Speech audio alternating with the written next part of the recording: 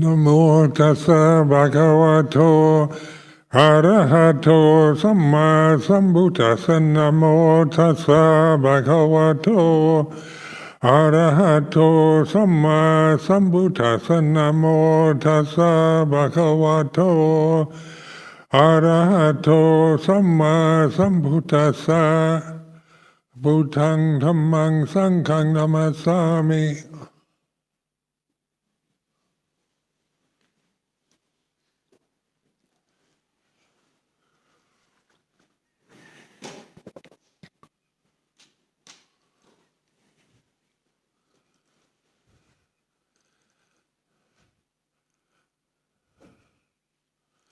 So I wish to welcome everybody on this beautiful day.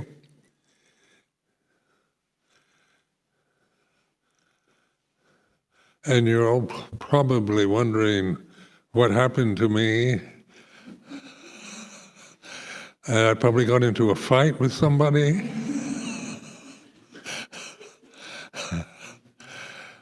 And so, no, it was perfectly innocent. I just fell down and hit my head on a hard floor. So it caused a big bump on the right side. The head hit very hard, and it was like as big as a chicken egg. And then, and it was Easter time, so I don't know quite if that's some kind of important connection, but that happened about a week and a half ago, when I was visiting Switzerland. And so it's getting much better, even though it doesn't look very good. But I've been hiding out since I came back from Switzerland and hoping it would go away. But I thought I might as well use it as a subject for a reflective talk today for the rest of you. So I was, when I first ordained, when I was a Samanera in Nong Khai, I was, a Thai monk asked me about Christianity, and he asked, what do Christian angels look like? And so I described what I remember of Christian angels as being white skin, wearing white robes, always being very beautiful with white wings, playing harps. And so he said, oh, that's interesting. And I said, what are Buddhist angels like? And he said, one is an old person, the next one is a sick person, third one is a dead person, the fourth one is a monk meditating under a tree. So I'm using this theme as a representative of old age, sickness, and monk. I haven't quite died yet. So, and when I do die, the body is still a teaching for you all. And what is it teaching? It's, this is the kind of essence of Buddha Dhamma, is that it's encouraging us to reflect on the way life is. What do we all have to experience as being born as human beings on planet Earth? And old age, you get old, get sick, and die. And then the symbol of the samana, or the monk, or the religious seeker, is a symbol for a way of reflecting on the impermanence of this life, this human form, and the endless problems it has with old age, sickness, and with death, and be able to break out of the illusions we have about it. Because the illusions we hold are that we are the forms that we inhabit. That this is what I am, this old body with a black eye, and it's like this. When you reflect on it, you're not saying anything wrong with it, or it should be otherwise, like being permanently beautiful, like angels never die. They're always beautiful. And there's no such thing as an old angel, or a dead angel, or a sick one, or an angel meditating. They're always singing beautiful music up in heaven, playing harps. But then in the essence of Buddha Dhamma is to reflect on the way life actually is. Dhamma, when we have this term Dhamma or Dharma, it means the way things are, the truth of the way things are, the way it is. And so you're not asked to believe in something, some kind of metaphysical idea of Dharma, as some kind of creator God or illusory force or some natural force that influences us, but it's learning to wake up and recognize the way things are as we experience them in these forms, these human bodies. It's like this.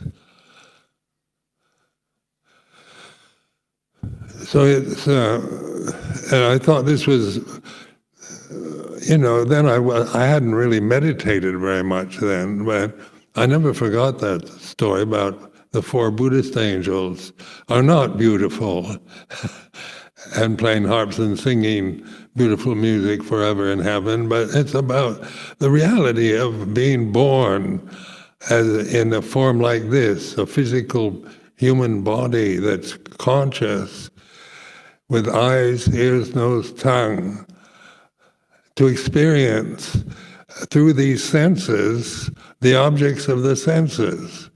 So we have eyes in order to witness the spring day, the flowers blooming and the trees and everything changing into springtime on this particular day on Sunday.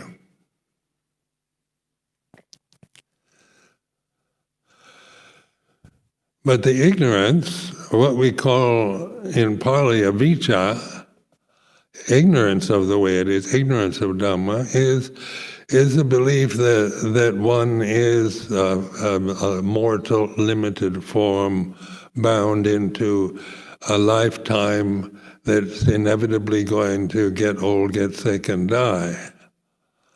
And that's the way most people do believe. That's their belief. That's what most of us have been conditioned by those kind of teachings, that we are these very imperfect forms, that we have to prove ourselves by being virtuous and good, and that we can be an atheist or a theist, or we can believe in various deities, natural spirits, in the like pagan spirits and so forth. We can believe almost anything that we're told.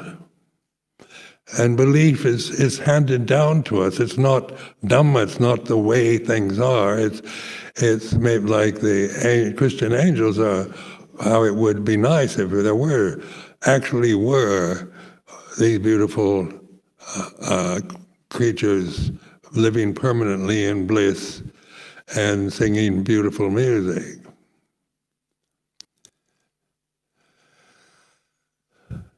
So the difference between belief and faith, because oftentimes we mix the two up. We believe we actually believe that faith is a form of belief. But when people ask me about my faith in Dhamma, it isn't like I believe that there is something called Dhamma, that I've been told if I'm a Buddhist monk, I should believe in Dhamma. I was never told that by any monk throughout these decades of being a bhikkhu. But like Lungpo Cha was always encouraging meditation, practice, to find out for yourself the way things are. So in terms of explaining the word Dhamma to non-Buddhists, you have to talk about its ultimate truth. You use these abstract words: ultimate truth, ultimate reality, supreme truth. These are beautiful words that convey a very, that it's the best that you could possibly think. But thinking itself is a condition we've acquired. It's not something natural to the forms that when they were born. Like newborn babies don't think, they don't have a language, but they're fully conscious forms. Is the consciousness in the baby, or is the baby in consciousness? This is an important question to ask yourself. Is consciousness is it personal, like my consciousness in this body is in this body, and so it's separate from your consciousness? These are questions to ask yourself, to find out what is consciousness. So in Buddha Dhamma, consciousness is immeasurable. It has no boundaries. Where the forms are all boundaries. These forms are very limited forms, and as you get older, like at my age, the limitations are even more obvious than when you're younger. So going on a very nice holiday to Geneva, Switzerland, the body was very limited in what it could do. So at first, when I was invited to go there, I thought, well, I don't know about traveling, about going to airports and queues and immigration, and then I don't know where we'll be staying in Geneva, and so while I'm still here, before I even go to an airport, I'm thinking about the limitations that I'm physically identified with. The inability to balance myself very well. I have to walk with a cane, with a walking stick now. But it's in consciousness, and consciousness doesn't change. The forms change. Old age is a form that's grown old. So it's not going to live forever. Its nature is to die, to get sick, to get weak, to get frail as you get older. The senses aren't so accurate, so clear. And when I reflected on this before even going to Switzerland, I was thinking I'm thinking about the future. This problem of going through airports, through immigration, through places that I'm not familiar with, you can make that into a rather doubtful experience, or whether you should attempt even to try. Maybe I should just stay here in my kuti here at Amaravati until I drop dead, is one alternative, one idea. But then next month, in May, after the Visakha Puja ceremony, I plan to travel to America. I want to visit my sister, who is 90 years old. So she's very limited in her movements. And she used to be very active, kind of like to go on hiking trips, climbing mountains, and so now she's a 90-year-old lady living with her daughter in a very nice place. So when I think about going to North America, flying from London to Seattle, which is a 12-hour 13-hour journey by air, one is thinking about it here. At this time, I can make that into a problem through thought. But then, is it really a problem, the actual reality of moving this body? The airlines are very helpful, so going to Geneva was really no problem at all. The access to wheelchairs and vehicles to help you get through from the entrance to the gate to board the airplane. So, there's things that one can worry about growing old in a personal way. That's very personal. Me, I'm this body, and having to wait in a queue for immigration as a problem I can create over and over in my mind. Or flying for 13 hours to Seattle. I could make that into something unpleasant while I'm sitting here talking to you. Through what? Through thinking about it. The future is the unknown. But yet, how many of us worry about the future? When you listen to the mass media these days, it's all about wars and climate change and all kinds of changing conditions, unpredictable things that we, individual human beings cannot control. Because the very nature of phenomena is change. And this the Buddha emphasized endlessly in his teachings, reiterated the impermanence of phenomena. And so when we identify with phenomena as a self, and that's what we do with our thoughts. On a conventional level, to travel to America, I have to have a passport with a name on it, and I have to, get airlines to reserve a seat on an airplane, and so I'm on a conventional level, a separate person that's going to travel on a separate plane from London to Seattle as this kind of old form, old body, sitting in a seat on an airplane for 13 hours. That's thinking, that's believing I really am this old body. And my thought process is highly conditioned to think in a certain way. So the thinking process, remember, Amaravati is very international. So even in the Sangha of monks and nuns, they're all different nationalities. They're not just one nationality, one race. But even in a form like this,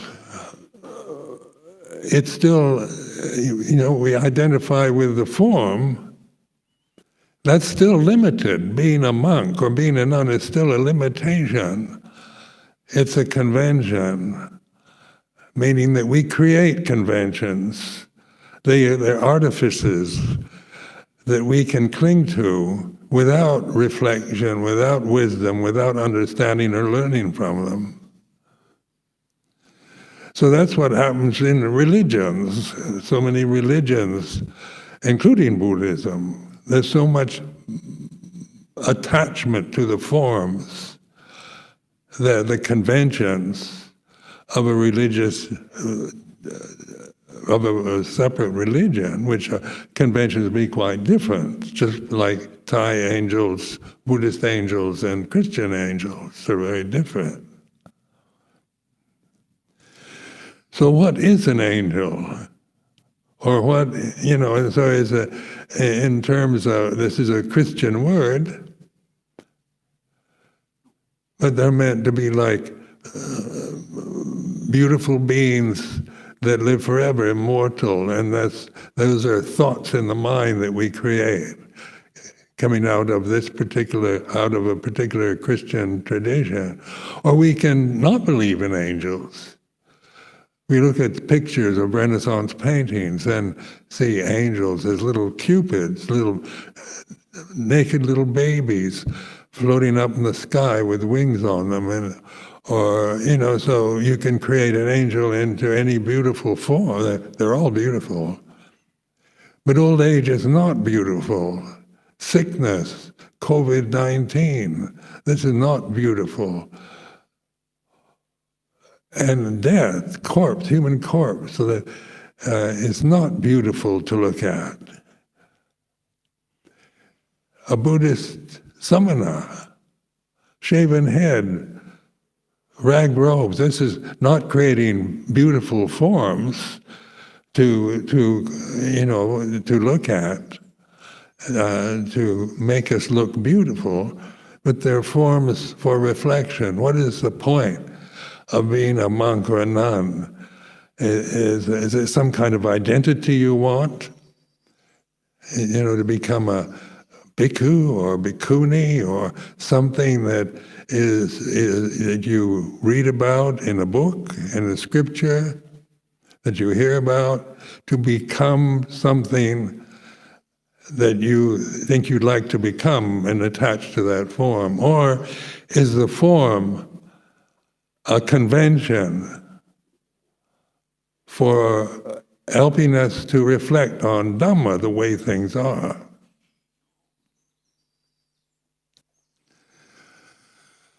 So this is one thing I really appreciate in the Theravada Buddhist tradition, is the emphasis on this reflective ability, mindfulness, awareness, conscious awareness, intuitive awareness are the words we use for it, is the very essence of Buddha Dhamma, of the whole essence of the Buddha's teaching. So it's an opportunity, an invitation to investigate life, to investigate what you believe in and what the limitations that we experience through these forms. So, this is quite a challenge for most of us. Because we'd like to, just like the word enlightenment, we'd like to become enlightened as an individual, separate person. So enlightenment is very, a word that creates this desire to become something that we feel we are. We're so limited and bound to the form, the human form, that we think, we in some ways acknowledge the limitations, because we all see our parents getting old. We all have to experience sickness, weakness. In the past 2 years, just the COVID pandemic has been a great teacher for us. But how many are willing to learn from COVID, or from aging parents, or from aging monks or nuns? How many of you young monks or nuns are willing to learn and see the teacher is about old age, about a samana who's a devaduta, an old human body that is a devaduta, a Buddhist angel. And this is the way it is. So this black eye, and by walking in this room, well, walking stick, depending upon another monk for support, this is the way it is. This is an old form that's tired and wearing out. And if I identify with it out of habit, out of my ego, the sense of my separate self, then I don't want to get old or get sick. I don't want to have COVID. I don't want to die. Or maybe I do want to die. Maybe I'm depressed and thinking life is pointless. I just want to get it over with. It's still a creation of the mind. You haven't learned anything yet from these very obvious, very realistic teachers. So sometimes we go around looking for perfect teachers. So in Thailand, for example, when I was a junior monk at Wat Pah Pong, there'd be people coming from Europe, America, to try to find the perfect teacher, the enlightened arahant, looking for a Buddhist monk who claims to be enlightened and seems to act enlightened. And so, I used to get so fed up dealing with these people because at that time I was a translator for Ajahn Chah. And so one day some Western people came, young Westerners came, this was in the 70s, early 70s, or late 60s, that all the hippies, hippie movement in America, a lot of them were coming to India, to Asia to find drugs or gurus or teachers. And so they'd come to Thailand, they'd hear about Luang Por Chah at Wat Pa Pong in Ubon province, a remote province in Thailand. It's not on the main track there for tourism. And they're looking to see if Ajahn Chah is an arahant, if he's enlightened. And so some of them believe that he is, and some believe that he isn't. So this word enlightenment and arahant are words, artificial words. They're artifices that we create with thoughts, with ideas of perfection, of human perfection, of using, to have a separate form like myself, Ajahn Sumedho, as become an arahant, as some kind of personal attainment. Is that using wisdom or understanding or investigating the way things are, investigating Dhamma? Because the very words Ajahn Sumedho are artificial words. The body is a condition of the four elements, earth, fire, water, and air, in space. Its very nature is impermanent, unstable, insecure. The whole idea that I am this limited, frail, fragile, aging, old form is the creation of suffering, because getting old, getting sick, and dying, these are not ideal goals, or enlightenment, becoming enlightened, becoming perfect as an individual. It sounds very good. But is it possible? Can these forms ever become perfect? Because their very nature is to get old, get sick, and die. So the fourth Devaduta, the samana, alms mendicant, and it's usually represented in Thai iconography as a shaven-headed, orange-robed monk sitting under a tree. That's the icon. That's the that's the artistic approach. What does that mean? What does it mean in a society that is so much based on the superstitions, the beliefs of being a separate person in a universe that we can't control or have very little ability, and as we get older, we lose even that youthful ability to control life in a certain way. We have to learn, like I see in this form as an aging monk. The teacher is old age. It's this black eye that's teaching me. It's this skin that easily bruises. It's the failing senses, the blurred vision, the deafness in the ears. This is all a devaduta for me, rather than some kind of personal disability, which is what it seems like on the conventional level.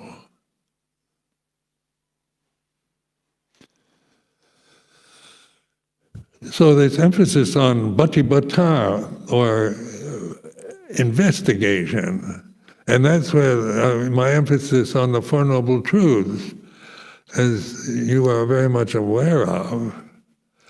This is the basic teaching of the Buddha that's handed down through tradition, through conventions, so that we can use it at this time, in this place. But it is a convention. But it's not a belief. It's not about, to become enlightened, you have to believe in Buddha, Dhamma, Sangha. Or some people will say you have to believe in reincarnation. Or you have to believe in karma, personal karma. That's one of the words that's taken from samana traditions, from India, from Asian countries, Buddhist or Hindu religions, into the Western world, and so karma becomes personal. What's your karma? And anything that happens, this old age is my karma. And still, I'm by that very saying old age is my karma, is making old age very personal.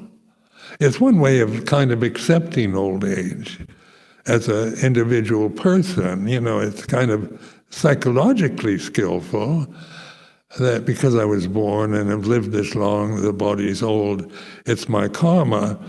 But that's not investigating karma or Dhamma or the way it is.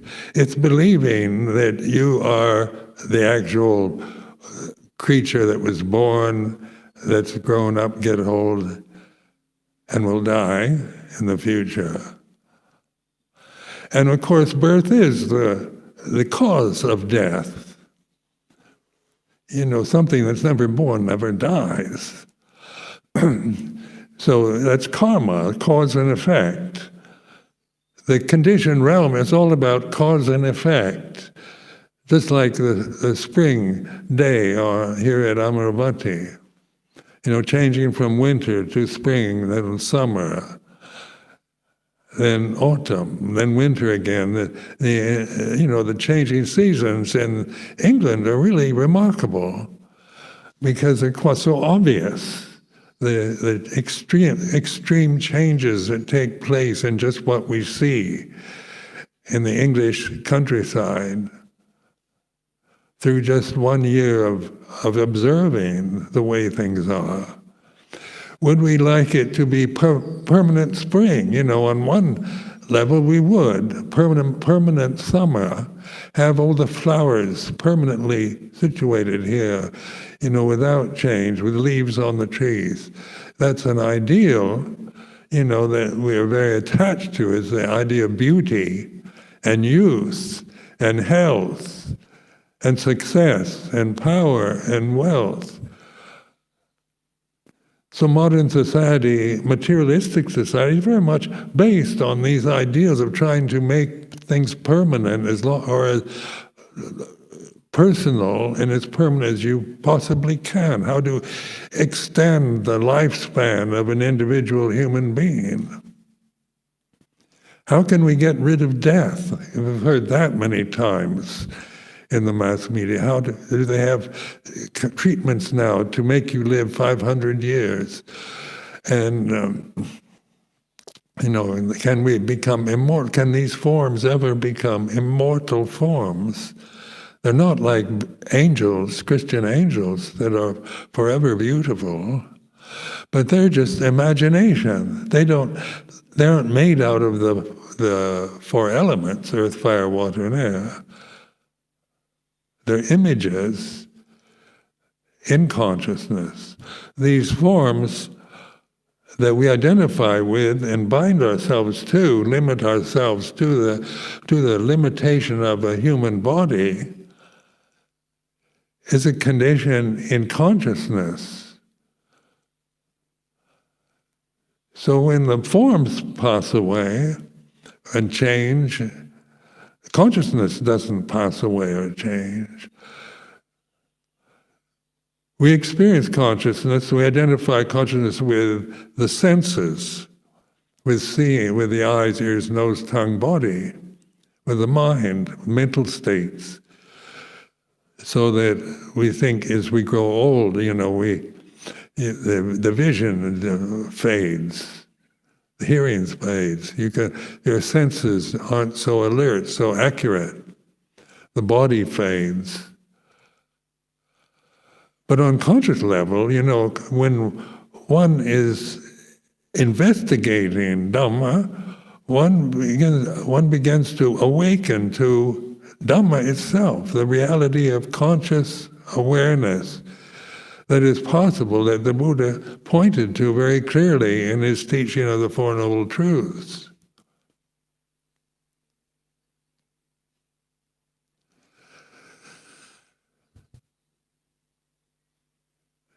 So, like in Wat Pah Pong, I remember in those early years of learning Thai language and learning to adjust to life within a forest monastery in northeast Thailand, the emphasis was, Luang Por Chah was always saying, you learn from the elderly nuns, monks. So one day there was an old monk, a Thai monk, who was very good-natured. I really liked him. Personally, we were good friends. He ordained late in life after his wife died and his families were married off, and he didn't have any more thing to do than to ordain as a monk. So he was a late comer, and so Luang Por Chah asked me what I learned from this old monk. And I was trying to be nice and say, well, he teaches me Dhamma, and is very kind to me. And Luang Por Chah said, no, he's teaching about old age. Because he just came from a branch monastery where he had a big argument over food with another monk. So I didn't know that. I thought, I just see what I want to see, or project onto various people my own desires for them to be a certain way. Living in a community, that's what we do. We project onto each other all kinds of conditions, qualities, ideas about who's good, who's enlightened, who isn't, who's hopeless, who will become enlightened, who won't, whose karma is not good enough to become enlightened. We can believe in all kinds of things that we read in scriptures. Because scriptures themselves are artifices. They're not the end of the teaching. Fortunately, we have the scriptures, the suttas, but just learning the suttas is not, you can't attain enlightenment through reading the scriptures. As if you still have this basic delusion of belief without investigation. So this first sermon of the Buddha, the Four Noble Truths, in its very essence, I consider it perfect teaching. This Four Noble Truths, you don't have to spend a lifetime studying Pali, Sanskrit, and memorizing Pali chants. To even chant the Four Noble Truths in Pali doesn't take that long. Anybody can do it. So chanting the Dhammacakkappavattana Sutta is a good thing to do, but it's not enlightening until we investigate, and that's the very essence of using suffering as a noble truth, to investigate what is suffering. Like just when I was talking about previously, flying to Geneva, before I even got there, when I was sitting here in Amaravati, the suffering of thinking about all the difficulties I might experience physically, traveling through airports and so forth. When I cling to that kind of thinking, when I identify with that thinking, then I begin to recognize this is suffering. I'm suffering because I'm sitting in a nice place here at Amaravati thinking about the possibilities of suffering in the future, when actually the suffering is what I'm creating in the very present. This worry, this concern, this anxiety is what I create with thoughts, with habit patterns of thinking. The conventional level is a lot to worry about because it is unstable. Climate is a lot, one can worry about the climate. Climate change is a very important subject worldwide now. It's an endless source of conversation and disagreement. Is it, if we behave ourselves and stop using coal and carbon dioxide emitting substances, can we slow down or stop the climate change? These are interesting questions. Just as human beings in mass, the world's population, if we start using just solar power or wind power and get rid of all the vehicles and industries and so forth that emit carbon dioxide, will that stop climate change or slow it down or whatever? We don't know. That we don't know. And then we don't know is like this. Not knowing about the future of the climate of planet Earth is like this. So I start seeing this anxiety about the climate. By attaching to it, I suffer, which is the first noble truth. Then I'm going to spend the day sitting in my kuti worrying about the conditions of humanity on planet Earth in the future. And then I can think, well, I'm glad I'm 87 going on 88 because I won't be around that much longer. But then many of you have got to live through many more decades of existence within these limited forms. So even death, the possibility of the body dying, if seen in a personal way, is suffering. Whether I just want to die or don't want to die, it's still based on me thinking about I am this physical body, this old form. It's going to die, and maybe I'm fed up with life and want to die. Maybe I would like to live to 120. I mean, these are possibilities for thought, for occasions for ambition. To be a monk that lives to 120 years is highly approved of and regarded very highly in Buddhist countries. So thinking itself, you're aware of thinking. Thinking can't be aware of thinking. You can't think and be aware, and thinking, a thought can't be aware of itself, but you're aware of the thought. This awareness is the gate to the deathless. What is immortal? What is deathless, which is not created, not bound by karmic conditions, that is available to us at this moment without belief, without believing in what we're told, but through investigating the reality of conscious experience as we experience life through these limited forms which we can take very personally.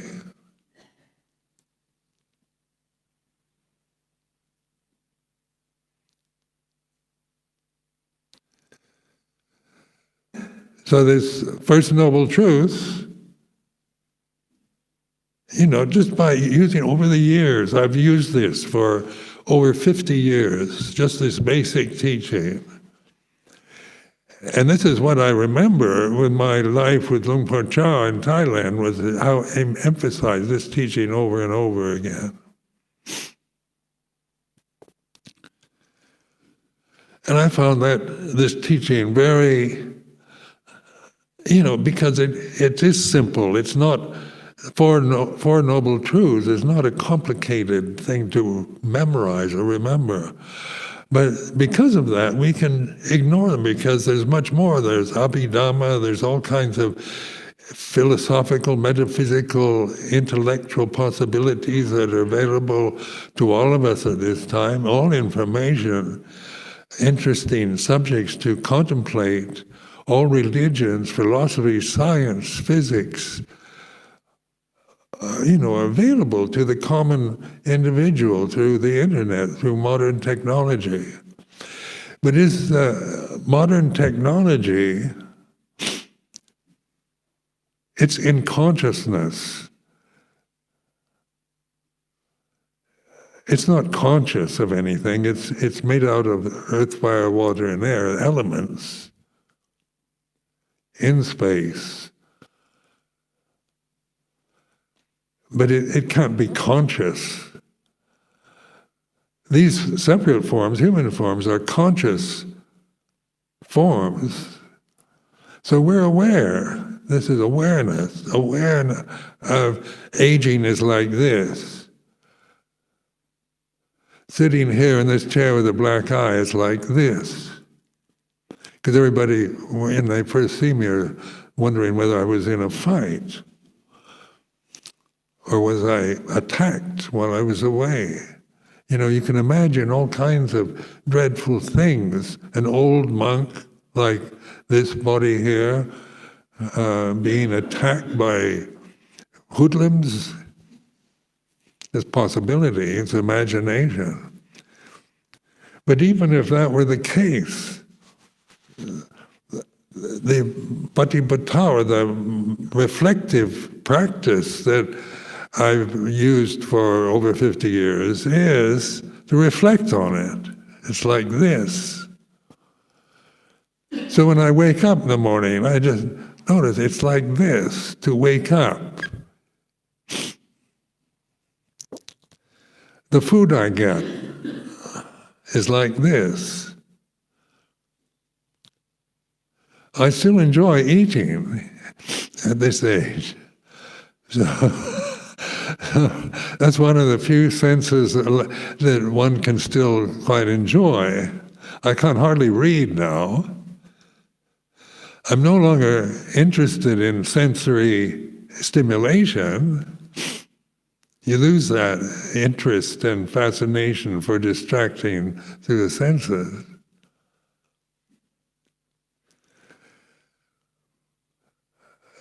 But this reflective ability isn't dependent upon formal retreats or perfect situations, but learning to trust and recognize in each one of us, whether you're a Sangha member or a lay person, male or female, that we share this consciousness, all these forms sitting in this temple today. And the consciousness is the same for all of us. The forms are different. And this is important, even this is information you can believe in, but I'm not asking you to believe it, but to reflect on it. What is consciousness that here and now is not a thought, not an emotion, not a feeling, because we are aware of what we're feeling. We know when we're angry, when we're greedy, when we're hungry, when we're tired. We know that the body's old now, it's like this. We know that springtime in England is like this. We know this through conscious awareness, through the senses, but beyond the limitation of the senses, because they're fragile and easily deteriorate, is pure awareness, pure conscious awareness. And it doesn't cease because of the senses deteriorate or the body gets old. So in the third noble truth, the realization of the end of suffering, don't think that by meditating seriously all these years that you're going to end suffering as a separate person. You can't do it as long as your identity is with the form, a physical form. It's going to get old, get sick, and die anyway, whether you're considered enlightened or not. But what is it that is aware of old age is like this? That is aware of fading, blurry vision is like this? Is it Ajahn Sumedho that's aware of his blurry vision, or is there pure awareness? Blurry vision is what's happened to the senses. The eyes are like this, and that's the way it is. And so there's no attachment to that. It's not the condition, the cause of suffering is attachment to these forms, to avijja, to ignorance, through beliefs, through conditioning, that is the cause of suffering. So the emphasis the Buddha made was to let go of the forms. It doesn't mean to get rid of them, annihilate them.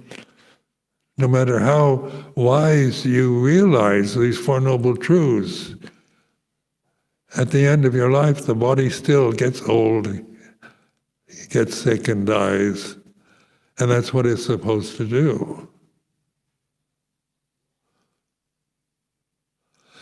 And when we realize that we're not these mortal, limited forms that are the which are going to change and not always change the way we want them to. When we realize what we really are, the Buddha pointed to very clearly is this pure, aware, conscious awareness, or Dhamma. Dhamma is that supreme reality, ultimate reality, whatever that is.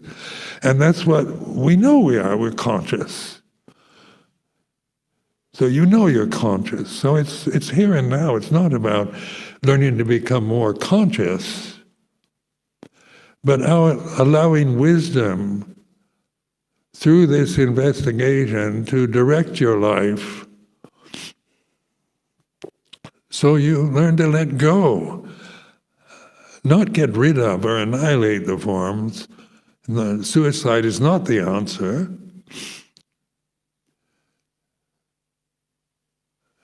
This form, you can kill the form.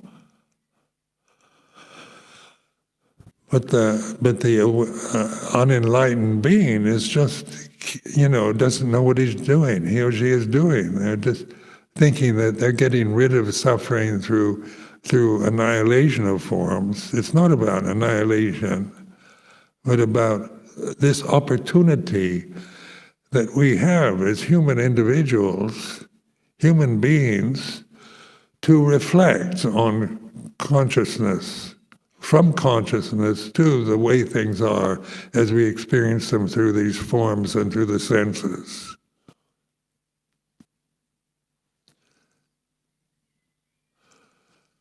So that's the end of suffering. So when people ask me, do I still suffer? Are they pointing to Ajahn Sumedho as a physical form? Is it suffering to have a black eye? Is it suffering to not be able to walk very well or lose your balance? Is it suffering to get COVID? Is it suffering to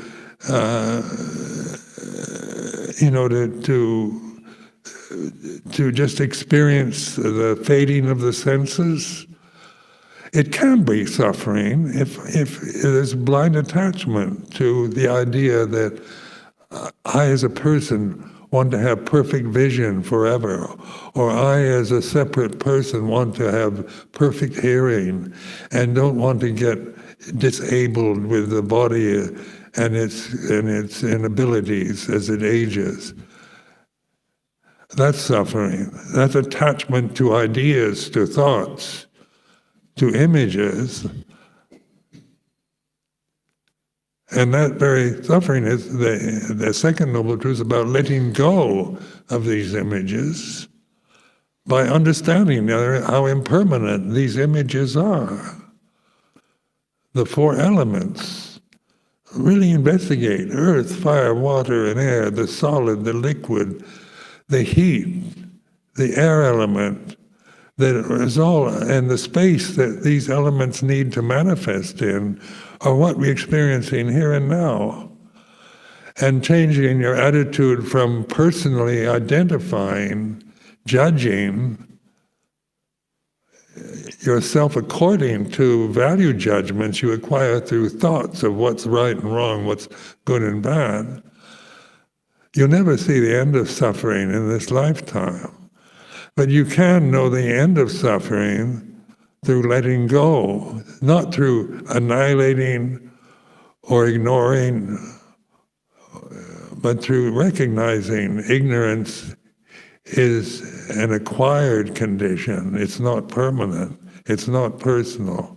Avijja, or ignorance, is like this. It's believing in the very conditioning, the cultural conditioning, the egos that we identify with, the belief that we are these fragile human forms in a vast, mysterious universe.